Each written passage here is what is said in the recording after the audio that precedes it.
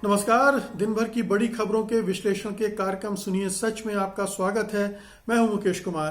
तो दोस्तों, शुरू करते हैं आज का सुनिए सच। आज की खास खबरों पर नजर डालते हुए, किसान आंदोलन की समर्थक और पर्यावरण कार्यकर्ता दिशा रवि गिरफ्तार। दिशा के समर्थन में उतरा समूचा विपक्ष, बीजेपी नेता दे रहे बेतुके बयान। गैस सिलेंडर 50 रुपए महंगा, लगातार 7वें दिन बढ़ी पेट्रोल डीजल की कीमतें। बंगाल बीजेपी अध्यक्ष घोष ने दुर्गा पर दिया आपत्तिजनक बयान, टीएमसी हमलावर। सुशांत की बहन प्रियंका को बॉम्बे हाई कोर्ट का झटका, केस रहेगा बरकरार। खास खबरों पर नजर डालने के बाद अब वक्त है आज की बड़ी खबरों के विस्तार से विश्लेषण का। तो आइए सिलसिला शुरू करते हैं। सबसे पहले लेते हैं आज की सबसे अहम खबर। किसान आंदोलन के समर्थन में टूल किट शेयर करने की वजह से बेंगलुरु की एक 21 साल की छात्रा को गिरफ्तार कर लिया गया है। दिल्ली पुलिस ने पर्यावरण कार्यकर्ता ग्रेटा थनबर्ग के टूल किट को शेयर करने के आरोप में माउंट कार्मेल कॉलेज की दिशा रवि को गिरफ्तार किया है। पुलिस का कहना है कि दिशा ने ग्रेटा के टूल किट को एडिट करके दूसरों को भेजा था। अदालत ने दिशा को 5 दिनों की पुलिस हिरासत में भेज दिया है। इसके अलावा दिल्ली पुलिस ने दिशा के 2 और सहयोगियों के खिलाफ गिरफ्तारी वारंट जारी किए हैं। इनके नाम निकिता जैकब और शांतनु हैं। दोनों के खिलाफ दर्ज केस में उन पर गैर जमानती धाराएं लगाई गई हैं। निकिता ने पुलिस की कार्रवाई से राहत पाने के लिए बॉम्बे हाई कोर्ट में याचिका दायर की है। हाई कोर्ट इस पर मंगलवार को सुनवाई करेगा। पुलिस का दावा है कि ग्रेटा थनबर्ग ने जिस टूल किट को शेयर किया था उसके पीछे पोएटिक जस्टिस फाउंडेशन का हाथ है। इस संगठन ने निकिता जैकब से भी संपर्क किया था कि वो गणतंत्र दिवस के दिन हुई किसानों की रैली से पहले ट्वीट करे। पुलिस का कहना है कि पोएटिक जस्टिस फाउंडेशन खालिस्तानी अलगाववादी संगठन है। दिशा पर राजद्रोह, आपराधिक साजिश रचने सहित कई गंभीर मुकदमे दर्ज किए गए हैं। दिल्ली पुलिस ने कहा है कि दिशा ने एक व्हाट्सएप ग्रुप भी बनाया था और इस टूल किट को बनाने में सहयोग किया था। दिशा रवि ने अदालत को बताया कि उसने इस टूल किट को नहीं बनाया है और वो सिर्फ किसानों का समर्थन करना चाहती है। दिशा के मुताबिक 3 फरवरी को उसने इस टूल किट की 2 लाइनों को एडिट किया था। 3 फरवरी को ग्रेटा थनबर्ग ने किसानों के समर्थन में एक टूल किट को शेयर किया था, लेकिन बाद में उन्होंने इसे डिलीट करके अपडेटेड टूल किट को ट्वीट किया था।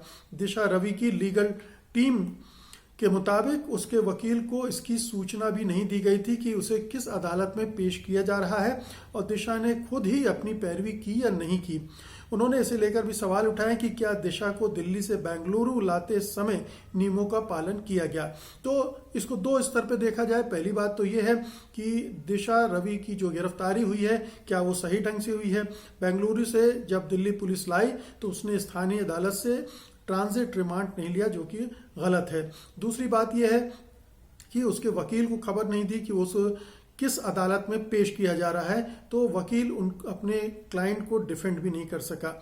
तीसरी बात यह है कि जिस कोर्ट में पेश किया गया था उसकी जज ने भी ये नहीं देखा कि उसके पास वकील है या नहीं, उसको वकील उपलब्ध कराना चाहिए और अगर थोड़ी देर हो रही है तो इसको देर से सुनवाई की जा सकती थी।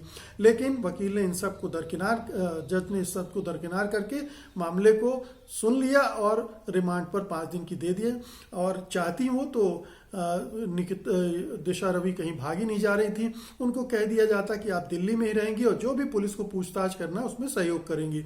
तो एक तो ये पूरी प्रोसेस ही गड़बड़ थी। दूसरी बात यह है कि दिशा रवि को टारगेट क्यों बनाया जा रहा है? क्या इसलिए कि किसानों के समर्थन में वो आंदोलन कर रही थी, किसानों के समर्थन में उसने मुहिम चलाई थी, टूल किट शेयर किए थे। हो सकता है वो टूल किट किसी वजह से विवादास्पद रहा हो, लेकिन उसकी मंशा तो कहीं से ये रही नहीं थी। उसने जो एडिट भी किया है वो केवल 2 लाइनों का एडिट किया है। और सबसे बड़ी बात यह है कि ये एक तरह से पूरी कोशिश ये दिखती है सरकार की कि जो आंदोलनकारी हैं उनको कैसे आतंकित किया जाए, कैसे डराया जाए, धमकाया जाए। तो कुछ आंदोलनकारियों को उठा के जेल में बंद किया जा रहा है, उन पर ऐसी धाराएं लगाई जा रही हैं कि जल्दी से वो छूटने भी ना पाए। तो बहुत ही अलोकतांत्रिक, असंवैधानिक प्रक्रिया हमारे देश में चल रही है। सरकार जिस तरह से दमनकारी उपाय आजमा रही है आंदोलनकारियों पर, वो सरकार की मंशा जाहिर करती है। आंदोलनजीवी प्रधानमंत्री पहले ही कह चुके हैं उनके मन में इन आंदोलनकारियों के प्रति कोई सद्भावना नहीं है, ये बहुत साफ है। किसान आंदोलन से घबराई हुई है। अंतर्राष्ट्रीय आंदोलन स्तर पर जिस तरह से उसको समर्थन मिला उससे सरकार घबराई और किसी भी तरह से वो इस आंदोलन को कुचलने के लिए और इस आंदोलन से जुड़े लोगों को डराने के लिए ये सारी कार्रवाई कर रही है और इसका पुरजोर विरोध भी हो रहा है, जो हम उसकी अगली खबर में देखेंगे। तो अगली खबर लेते हैं। दिशा रवि की गिरफ्तारी के बाद बीजेपी नेता 21 वर्षीय छात्रा के खिलाफ लगातार विवादित बयान दे रहे हैं। बेंगलुरु सेंट्रल संसदीय क्षेत्र से बीजेपी सांसद पीसी मोहन ने तो दिशा रवि की तुलना मुंबई के 26/11 हमले में पकड़े गए पाकिस्तानी आतंकवादी कसाब से कर दी है। पीसी मोहन ने ट्विटर पर लिखा है, बुरहान वानी भी 21 वर्ष का था, अजमल कसाब भी 21 वर्ष का ही था। उम्र बस एक संख्या है, कोई कानून से ऊपर नहीं है। कानून को अपना काम करने दीजिए, एक अपराध हमेशा अपराध ही रहेगा। तो जलवायु कार्यकर्ता दिशा रवि को लेकर हरियाणा की भाजपा सरकार में स्वास्थ्य मंत्री अनिल विज ने कहा है कि दिशा रवि हो या कोई और उसका समूल नाश हो। खट्टर सरकार में मंत्री विज ने ट्वीट करके कहा है कि देश विरोध का बीज जिसके भी दिमाग में हो उसका समूल नाश कर देना चाहिए, फिर चाहे वह दिशा रवि ही हो या कोई और। उधर विपक्ष ने एक सुर में दिशा रवि की रिहाई के लिए आवाज उठाई है और मोदी सरकार को घेरा है। दिशा की गिरफ्तारी पर कांग्रेस सांसद राहुल गांधी ने ट्वीट करके कहा, बोल की लब आजाद हैं तेरे, बोल की सच जिंदा है अब तक, वो डरे हैं देश नहीं। पूर्व केंद्रीय वित्त मंत्री और कांग्रेस नेता पी चिदम्बरम ने कहा है कि अगर दिशा देश के लिए खतरा है तो ये कहा जाना चाहिए कि भारत बेहद कमजोर बुनियाद पर खड़ा है। समाजवादी पार्टी के अध्यक्ष अखिलेश यादव ने कहा, सवाल यह है कि वो कब गिरफ्तार होंगे जो भारत की राष्ट्रीय एवं सामाजिक एकता को खंडित करने के लिए सुबह शाम जनता के बीच घृणा और विभाजन को जन्म देने के लिए शाब्दिक टूल किट जारी करते रहते हैं। अखिलेश ने पूछा, बीजेपी सरकार बताया कि सरकार शिकायत करने पर भी उन टूल किट जीवियों पर कार्रवाई क्यों नहीं करती है। कांग्रेस नेता प्रियंका गांधी ने भी ट्वीट करके कहा कि डरते हैं बंदूकों वाले एक निहत्थी लड़की से, फैले हैं हिम्मत के उजाले एक निहत्थी लड़की से। दिल्ली के मुख्यमंत्री अरविंद केजरीवाल ने लिखा, 22 साल की दिशा रवि की गिरफ्तारी लोकतंत्र पर हमला है, किसानों का साथ देना कोई अपराध नहीं है। अमेरिका की उपराष्ट्रपति कमला हैरिस की भांजी मीना हैरिस ने ट्वीट करके कहा है कि भारतीय अधिकारियों ने एक और युवा महिला कार्यकर्ता को गिरफ्तार कर लिया है। 22 साल की दिशा रवि को इसलिए गिरफ्तार कर लिया गया क्योंकि उन्होंने सोशल मीडिया पर किसानों के आंदोलन का समर्थन करने वाली एक टूल किट शेयर की थी। भारत की सरकार से ये सवाल किया जाना चाहिए कि वो क्यों कार्यकर्ताओं को चुप कराने की कोशिश कर रही है। तो बीजेपी नेताओं की जो माइंडसेट है, जो मानसिक संरचना है, उसमें से वही चीजें निकलती हैं जो उनको पढ़ाई गई हैं, जो उन्होंने सीखी हैं, दूसरों के प्रति नफरत और हिंसा के भाव। तो अगर आप बीजेपी नेताओं को ट्वीट को देखें तो उसमें वो भरी पड़ी है। वो भारत सरकार को ही भारत मानते हैं। भारत सरकार भारत नहीं है। भारत सरकार केवल भारत की नुमाइंदगी कर रही है और उसका विरोध कतई भारत का विरोध नहीं हो सकता है। तो जो लोग भी किसान आंदोलन कर रहे हैं या दूसरे तरह के आंदोलन के जरिए सरकार का विरोध कर रहे हैं, वो देश विरोधी नहीं है, वो देशद्रोही नहीं है। लेकिन सरकार इसी तरह से दिखाना चाहती है कि या तो आप हमारे साथ हैं या फिर देशद्रोही हैं। यानी सरकार का अगर आप समर्थन नहीं कर रहे हैं तो फिर आप देशद्रोही हैं। और यही एक परिभाषा वो अपने समर्थकों और भक्तों के बीच फैला रही है और उनके भक्त इसी को बार बार दोहरा रहे हैं। तो बहुत ही खतरनाक है ये देश को इस तरह से बांटना कि जो हमारे साथ नहीं है वो देश का दुश्मन है। तो ऐसे में तो 130 करोड़ में से 100 करोड़ से ज़्यादा लोग देश के दुश्मन साबित हो जाएंगे, क्योंकि इस सरकार को कुल 36% मतदाताओं ने ही चुना है। 74% मतदाताओं, इसे 64% मतदाताओं ने इसे खारिज किया है। तो ये समझने की बात है कि सरकार क्या चाहती है सरकार, और इसका क्या असर पड़ेगा। अंतर्राष्ट्रीय छवि भारत की और खराब होगी। अंतर्राष्ट्रीय स्तर पर भारत के लोकतंत्र के बारे में और नकारात्मक धारणाएं बनेगी और दूसरे देशों का दबाव अब और भी ज़्यादा बढ़ेगा। तो सरकार जो ये कह रही है कि दूसरे देश हमारे यहाँ दखल न दें, अब वो दखलंदाजी और बढ़ेगी, इसको आमंत्रित कर रही है हमारी सरकार। अगली खबर लेते हैं। पेट्रोल डीजल की लगातार बढ़ती कीमतों के साथ ही एलपीजी गैस के सिलेंडर में भी 50 रुपए की एक मुश्त बढ़ोतरी कर दी गई है। अब दिल्ली में एक सिलेंडर की नई कीमत 769 रुपए होगी और ये 15 फरवरी यानी आज से ही लागू हो गई है। पिछले साल दिसंबर से अब तक ये तीसरी बार है जब सिलेंडर की कीमतों में वृद्धि की गई है। 1 दिसंबर 2020 को 50 रुपए और फिर 16 दिसंबर को भी 50 रुपए बढ़ाए गए थे। इसका मतलब है कि अभी तक कुल 2 महीनों में 150 रुपए बढ़ा दिए गए हैं। उससे पहले जुलाई 2020 से 1 दिसंबर 2020 तक सिलेंडर की कीमत 594 रुपए थी। इसके अलावा पिछले साल मई से अब तक कई उपभोक्ताओं को सिलेंडर पर मिलने वाली सब्सिडी भी नहीं मिली है। सिलेंडर की यह कीमत तब बढ़ी है जब पेट्रोल डीजल की बढ़ती कीमतों से लोग बेहद परेशान हैं। 15 फरवरी को लगातार 7वें दिन महानगरों में पेट्रोल और डीजल की कीमतों में बढ़ोतरी की गई। ये बढ़ोतरी 26 से लेकर 32 पैसे के बीच रही। मुंबई में पेट्रोल की कीमत 95 रुपए 46 पैसे प्रति लीटर हो गई, जबकि डीजल 86 रुपए 35 पैसे प्रति लीटर। महाराष्ट्र के परभणी में रविवार को पेट्रोल की कीमत 100 रुपए प्रति लीटर पहुंच गई। इसकी वजह यह बताई गई कि पेट्रोल के ट्रांसपोर्टेशन पर आने वाला खर्च बहुत ज्यादा है। परभणी में पेट्रोल नासिक के मनमाड से आता है जो वहां से 340 किलोमीटर दूर है। भोपाल में भी कुछ दिन पहले पेट्रोल की कीमत 100 रुपए प्रति लीटर पहुंच गई। हालात ये हो गए कि तेल डालने वाली मशीन भी इसकी रीडिंग लेने में असफल हुई क्योंकि उसमें 2 अंकों तक की ही गुंजाइश थी। तो सरकार देश हित की बात करती है, जनता के हित की बात करती है और यहाँ एक तरह से लूट मची हुई है पेट्रोलियम कंपनियों की, गैस देने वालों की, और सरकार के मातहत ये सब हो रहा है क्योंकि सरकार ने टैक्स पे टैक्स बढ़ाते गई है और उसका बोझ आम आदमियों पर पड़ रहा है। तो 2 महीने में 150 रुपए प्रति सिलेंडर कहने को तो उसने देश में हर घर में कुकिंग गैस पहुंचाने का ऐलान कर रखा है, लेकिन उज्ज्वला के नाम से। लेकिन हो क्या रहा है? ये रहा है कि नोच खसोट चल रही है, मनमानी कीमतें बढ़ाई जा रही हैं और मजबूरी में लोग बोल नहीं रहे हैं। भक्तों का तो ठीक है क्योंकि उन्हें फर्क नहीं पड़ता, हो तो देश हित में सारा कुर्बानियां देने के लिए तैयार हैं। लेकिन बाकी लोग क्या करें? बाकी लोग जिनके जीवन में ये छोटी छोटी राशियां बहुत महत्व रखती हैं, मायने रखती हैं उनके जीवन यापन में, वो किस तरह से सरवाइव करेंगे इस माहौल में, ये नहीं सोच रहे हैं। क्योंकि पेट्रोल डीजल के दाम बढ़ने से बाकी चीज के भी दाम बढ़ते हैं, बाकी चीजों के भी दाम बढ़ते हैं, तो महंगाई में भी इजाफा हो रहा है। तो हर तरफ से महंगाई बढ़ाई जा रही है और केंद्र सरकार इस मामले में चुप है। नसीब वाले प्रधानमंत्री जो कभी बड़बोलेपन में अपने आप को कहते थे कि देश को नसीब वाला चाहिए कि बदनसीब चाहिए, अब ये नसीब वाला प्रधानमंत्री चुप है, वो बोल नहीं रहा है। ये देश की बदनसीबी पर वो उसकी चुप्पी किस तरह से पढ़ी जाए। अगली खबर लेते हैं।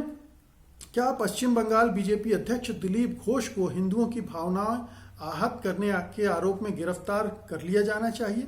ये सवाल इसलिए उठ रहा है क्योंकि दिलीप घोष ने मां दुर्गा को लेकर आपत्तिजनक टिप्पणी की है। दिलीप घोष ने कहा है कि भगवान राम सम्राट थे, कुछ लोग उन्हें अवतार भी मानते हैं, हम उनके पूर्वजों के बारे में जानते हैं, क्या कोई दुर्गा के पूर्वजों के बारे में जानता है? इसलिए उन्हें मर्यादा पुरुषोत्तम कहा जाता है राम को। महात्मा गांधी ने भी राम की बात कही थी। उनके इस बयान पर बवाल मचा हुआ है। तृणमूल कांग्रेस के कार्यकर्ताओं ने इसके विरोध में रविवार को अपने सिर मुड़ा लिए। उनका कहना है कि ये दुर्गा का अपमान है। तृणमूल कांग्रेस के नेता और मुख्यमंत्री ममता बनर्जी के भतीजे अभिषेक बनर्जी ने दिलीप घोष पर जोरदार हमला करते हुए कहा, बीजेपी नेता ने कहा है कि लोग राम के पूर्वजों के बारे में जानते हैं, दुर्गा के बारे में नहीं। वे ऐसा कहकर ये बताना चाहते हैं कि दुर्गा का कोई महत्व नहीं है। अभिषेक बनर्जी ने कहा, क्या बीजेपी नेता को शर्म नहीं आती है? स्वयं राम ने दुर्गा की पूजा की थी। राज्य बीजेपी अब डैमेज कंट्रोल में लगी हुई है और उसके नेता कहने लगे हैं कि वे भी दुर्गा भक्त हैं, कोई उन्हें नसीहत न दे। हुगली से सांसद व पूर्व अभिनेत्री लॉकेट चटर्जी ने बीजेपी की ओर से मोर्चा संभाला है। उन्होंने टीएमसी कार्यकर्ताओं के सिर मुड़ाने को स्टंट करार दिया। उन्होंने तृणमूल कांग्रेस पर हमला करते हुए कहा, वे ये दिखाना चाहते हैं कि दुर्गा पूजा कैसे करते हैं। उन्होंने तो मुहर्रम के कारण दुर्गा विसर्जन रोक दिया था। अगर सोचिए दिलीप घोष के इतर कोई दूसरे समुदाय का नेता, कोई दूसरी पार्टी का नेता इस तरह की टिप्पणी करता तो आज इस देश में क्या हो रहा था। पूरे सोशल मीडिया पर बीजेपी की आईटी सेल, बीजेपी के भक्त, बीजेपी के फॉलोअर टूट पड़े होते और दिलीप घोष की जगह जो दूसरा व्यक्ति होता उसकी गिरफ्तारी की मांग हो रही होती। दिल्ली पुलिस ने कोई फर्जी मामला दर्ज कर लिया होता और वो गिरफ्तारी के लिए निकल पड़ी होती। तो एक तरफ जब कोई दूसरा इस तरह का बयान देता है तो पूरी सरकार, पूरा प्रशासन, पूरी पुलिस और पूरा संघ परिवार टूट पड़ता है। लेकिन जब उनके ही अब पार्टी का नेता इस तरह से धार्मिक भावनाएं भड़काने वाली बयान देता है तो पार्टी उनके डिफेंस में लग जाती है, उनका बचाव करने लगती है। लेकिन आप जानते हैं कि पश्चिम बंगाल में दुर्गा का बहुत महत्व है। वहाँ की न केवल धार्मिक लिहाज से बल्कि वो सांस्कृतिक पहचान भी बंगाली समाज का बन चुकी है और दुर्गा का जो उत्सव है वो बड़े धूमधाम से मनाया जाता है। बंगाल से बाहर रहने वाले बंगाली भी उसे धूमधाम से मनाते हैं और वैसे बाकी हिंदू भी नौ दुर्गे और ये सब उत्सव जो हैं बहुत ही श्रद्धा भाव से मनाते हैं। और ऐसे में ये कहना कि दुर्गा का कौन आगे पीछे था पता नहीं, ये एक बहुत ही कहना चाहिए आपत्तिजनक टिप्पणी है और इस पर कानूनी कार्रवाई होनी चाहिए। अगर नहीं होती है तो ये पश्चिम बंगाल सरकार की कमजोरी है और केंद्र सरकार की भी कमजोरी समझी जानी चाहिए, या फिर केंद्र सरकार का पक्षपातपूर्ण व्यवहार है वो इससे और भी जगजाहिर हो जाता है। दरअसल पश्चिम बंगाल में बीजेपी बहुत ही डेस्परेट हो रही है सत्ता पाने के लिए और वो हर तरह के हथकंडे आजमाना चाहती है। तो वो दुर्गा चूंकि पश्चिम बंगाल की पहचान है वो छीनना चाहती या उसको कमजोर करना चाहती, तो राम का नाम लेकर वो दुर्गा को नीचे दिखाना चाहती है और ये इसका बंगाली समाज पर बहुत ही भावनात्मक असर पड़ सकता है। ये दांव बीजेपी का उल्टा पड़ सकता है। और अब आज की अंतिम खबर लेते हैं। बॉम्बे हाईकोर्ट ने बॉलीवुड एक्टर सुशांत सिंह राजपूत की बहन प्रियंका सिंह को बड़ा झटका दिया है। हाईकोर्ट ने रिया चक्रवर्ती द्वारा सुशांत की बहन के खिलाफ दायर केस को बरकरार रखा है। रिया चक्रवर्ती ने सुशांत की बहनों पर गंभीर आरोप लगाते हुए उनके खिलाफ एफआईआर दर्ज कराई थी, जिस पर सुनवाई करते हुए सोमवार को बॉम्बे हाईकोर्ट ने मीतू सिंह के खिलाफ दायर याचिका को तो रद्द करने का फैसला किया, लेकिन प्रियंका के खिलाफ दर्ज एफआईआर को खारिज करने से इनकार कर दिया। प्रियंका के वकील ने कहा है कि वह इस फैसले को सुप्रीम कोर्ट में चुनौती देंगे। बता दें कि जब रिया चक्रवर्ती पर सुशांत सिंह राजपूत के परिवार ने सुशांत को आत्महत्या करने के लिए उकसाने के आरोप लगाए थे, उसी वक्त रिया ने सुशांत की दोनों बहनों पर आरोप लगाया था कि दिल्ली के डॉक्टर तरुण कुमार से मिलकर सुशांत की मानसिक स्थिति को जाने बिना ही उसने दवाई दिलवाई थी। एक्ट्रेस की शिकायत पर मुंबई पुलिस ने 8 सितंबर 2020 को प्रियंका सिंह और मीतू सिंह सहित डॉक्टर तरुण कुमार के खिलाफ एफआईआर दर्ज की थी। वहीं बॉम्बे हाई कोर्ट के फैसले पर रिया के वकील ने कहा है, हम फैसले से सहमत हैं। ऐसा लगता है कि आखिरकार रिया चक्रवर्ती की न्याय और सत्य के लिए आवाज को सुना गया, सत्यमेव जयते। तो अब ऐसा लगता है कि मामला थोड़ा सा उलट रहा है। पहले रिया चक्रवर्ती को टारगेट करके पूरे सुशांत सिंह राजपूत के परिवार ने उन पर तमाम तरह के अनर्गल आरोप लगाए, उसको जेल भेजने की व्यवस्था बनाई सरकार से मिलकर, बिहार सरकार, केंद्र सरकार से मिलकर, और कार्रवाई की और इतने दिनों में जेल में रहना पड़ा उनको भी और उनके भाई शौविक चक्रवर्ती को भी। वो छूट गए और अब धीरे धीरे ये जो भी परतें हैं खुल रही हैं और अब उन पर आरोप लगाने वाले फंस रहे हैं। तो अब प्रियंका सिंह को उसी पीड़ा से गुजरना पड़ सकता है। हालांकि पूरी सरकार बिहार और केंद्र की उनके साथ है, इसलिए पता नहीं आगे क्या होगा, लेकिन ये ज़रूर है कि अब पासा पलट रहा है और उनको कुछ इसमें परेशानी पेश आ सकती है। रिया चक्रवर्ती के लिए अच्छी बात है क्योंकि उन्होंने जो भुगता है उसके एवज में अगर उन्हें न्याय मिल रहा है और उनका जो सच है अगर वो जीत रहा है तो इनके लिए खुशी की बात है। तो दोस्तों, ये थी आज की खास खबरें और उनका विश्लेषण। उम्मीद है कि आपने इन्हें पसंद किया होगा। आप इसे लाइक करेंगे इस वीडियो को और बड़े पैमाने पर शेयर करेंगे। अब मुझे अनुमति दीजिए, कल आपसे फिर मुलाकात होगी कल की खास खबरों के साथ उनके विश्लेषण के लिए। तब तक के लिए नमस्कार। सत्य हिंदी का ऐप डाउनलोड करें गूगल प्ले स्टोर पर।